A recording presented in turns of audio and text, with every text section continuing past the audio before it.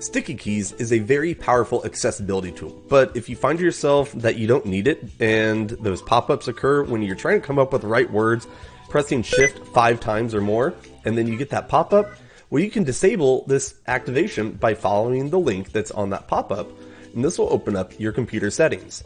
Under Accessibility and Keyboard, you'll see that Sticky Keys may appear off. However, going further, you can actually disable the keyboard shortcut to activate it.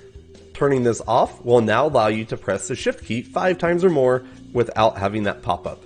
Another example, in Minecraft Education, pressing Shift makes you go down. Well, if you or your students are trying to place a block in the right spot or take a picture at the right angle, again, you'll be prompted to ask, do you want to turn on Sticky Keys? Follow that link that's on that pop-up, or go to your computer settings, and this will be found in Accessibility and then Keyboard. You'll see that Sticky Keys may appear off, but to turn off the shortcut, that pressing Shift 5 times or more will ask you to enable it. Again, you can disable Sticky Keys from being prompted.